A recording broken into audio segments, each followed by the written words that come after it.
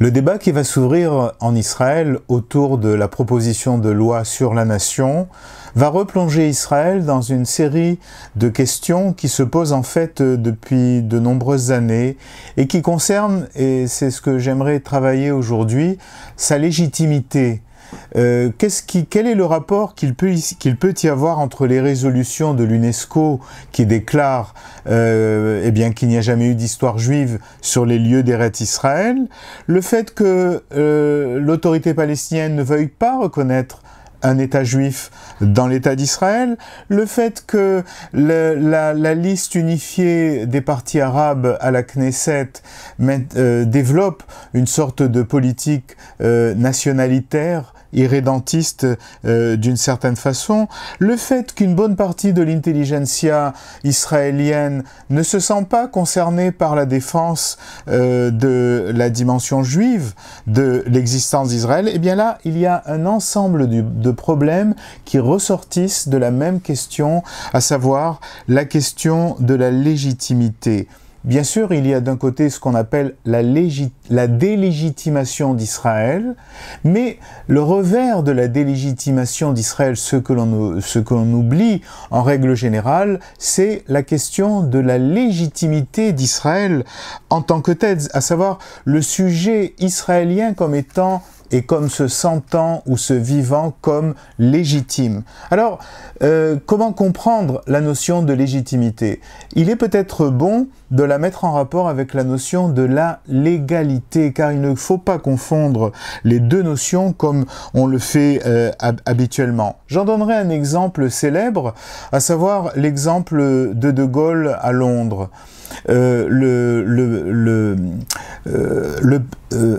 Le maréchal Pétain avait été intronisé par un vote de l'Assemblée nationale française comme justement chef du gouvernement. Il avait reçu les pleins pouvoirs de l'Assemblée nationale française.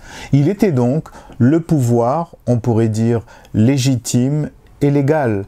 Lorsque le général de Gaulle apparaît à Londres en déclarant « Je suis la France » et le gouvernement légal et légitime est un gouvernement illégitime, même s'il est légal, eh bien, ce coup de force-là met en avant, permet de comprendre la notion de légitimité, car là, De Gaulle se sentait plus légitime, même s'il réunissait autour de lui 10 personnes, que le régime républicain français qui avait donné les pleins pouvoirs au maréchal Pétain. Mais, en fait, cette opposition qui peut arriver dans des moments de crise entre ce qui est légitime et ce qui est légal, cette opposition ne devrait pas exister, parce qu'en fait la légitimité c'est la source de la loi. La loi n'est qu'un ensemble de dispositifs, de procédures. Le légal, la légalité, c'est des règles, des principes, des dispositifs, mais ils se fondent justement sur une légitimité. C'est-à-dire que pourquoi obéit-on à la loi ?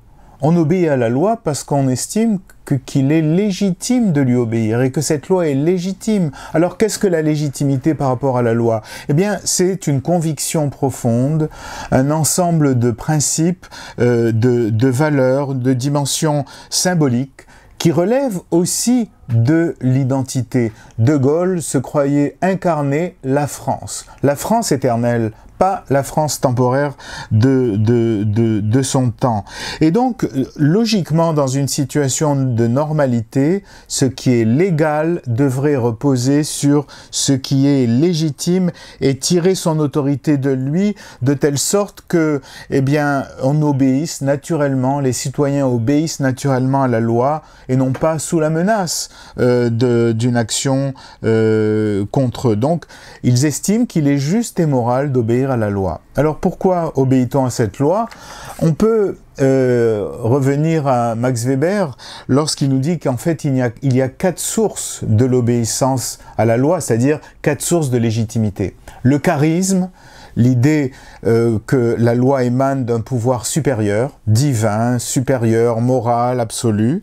La tradition, on obéit parce qu'on a reçu cette tradition de nous comporter de telle et telle façon. La raison et la logique, ça c'est l'univers bureaucratique de la démocratie. On obéit parce que c'est efficace, c'est utile à la vie de chacun. Ou alors il y a une quatrième possibilité, la collégialité. On obéit dans une sorte de corporation dans laquelle les uns et les autres se sont reconnus. Donc en fait, ce qui se passe dans la situation israélienne aujourd'hui, c'est cette sorte de divorce entre, enfin le divorce tel qu'il est vécu, je pourrais dire, par une partie de la population israélienne, de la communauté politique israélienne, le divorce entre une partie de la communauté politique qui se réfère davantage à la légalité en voulant faire l'impasse sur la légitimité. Parce que cette légitimité est l'objet d'un conflit, d'une absence de consensus. Sera-t-elle judaïque, et c'est l'idée là de nation juive qui est importante, sera-t-elle israélienne, c'est-à-dire en fait une nation parmi d'autres sans rapport avec la légitimation judaïque de l'existence d'un tel État? On pourrait voir cette expression dans l'idée que bien ce qui fait la légitimité d'Israël, c'est la déclaration Balfour, les traités internationaux, le traité de San Remo, etc., etc., qui prévoyaient d'ailleurs, ne l'oublions pas, un État juif et un État arabe. Donc, en fait, c'est la question de la légitimité qui est en jeu à l'intérieur, mais aussi à l'extérieur. Quand, par exemple, les Palestiniens, l'autorité palestinienne, récuse l'idée d'un État juif. Quand la commission de suivi, car il existe une institution de ce type-là parmi les Arabes israéliens, récusent tous les symboles nationaux de l'État dont ils sont les citoyens, ou alors même exercent une sorte de chantage sur la propriété ou sur la surveillance du mont du Temple. Alors, la question véritable du débat, c'est: est-ce que suffit-il d'une déclaration Balfour, d'un choix, d'une décision de la Société des Nations d'alors pour fonder la base légale de l'État d'Israël?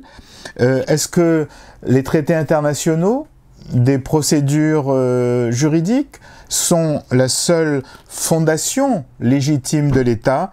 De mon point de vue, la réponse est carrément non, car c'est une fondation extrêmement faible. Le peuple juif est une fin en soi. Il existe de toute éternité, il a une dimension réelle qui n'a pas à se justifier, ni même à être reconnu. Être reconnu, c'est quelque chose d'important, mais l'existence en soi n'est pas mise en cause par la reconnaissance ou l'absence de reconnaissance. Et cela s'appelle en fait la souveraineté.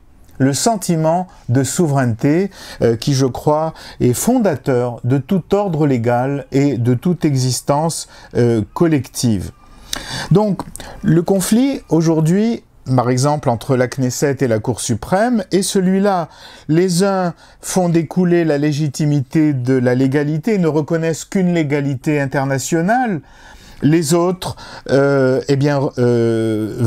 fonder l'existence collective sur cette dimension beaucoup plus forte de conviction, qui n'est pas, comme le pense Max Weber, le contraire de l'éthique de responsabilité, car il oppose l'éthique de la conviction et l'éthique de la responsabilité. Mais en fait, quand on jette un regard sur le passé, c'est une histoire qui a commencé au début du XXe siècle dans le mouvement sioniste.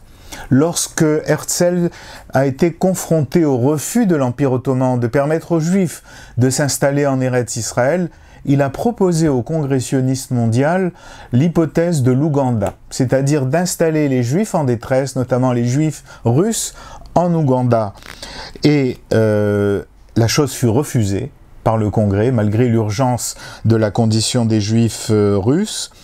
Il y eut une scission dans le Congrès sioniste, avec la naissance d'une organisation qui s'est définie par la notion de territorialisme, sous la direction de l'écrivain anglais Israel Zangwill.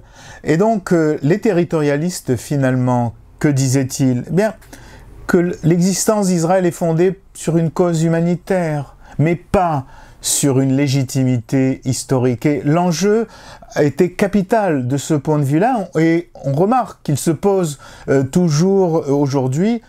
Le Congrès refusa l'hypothèse ougandaise et il y eut une scission qui se produisit alors. Les territorialistes n'eurent plus de raison d'être une fois que la déclaration Balfour fut proclamée. Et donc voilà un enjeu qui est très ancien.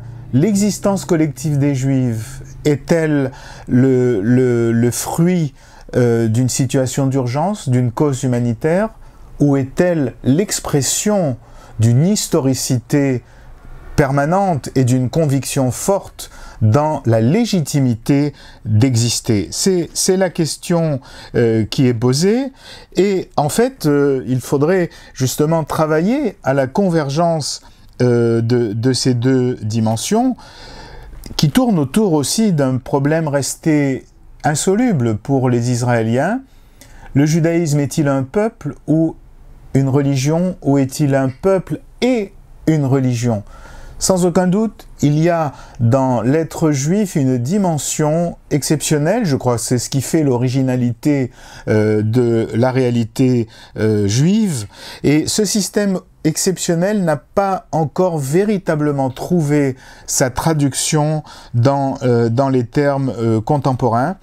Il ne peut y avoir une démocratie qui ne serait que procédurale, vide, creuse, parce qu'elle a besoin d'une légitimité, d'une souveraineté. Le corps politique démocratique ne survit pas hors de la souveraineté, parce que tout simplement, là où il n'y a pas de souveraineté, c'est que la source du pouvoir est ailleurs, alors qu'en fait, le projet démocratique a visé à faire que ce soit le souverain qui se constitue lui-même comme existence collective et système politique.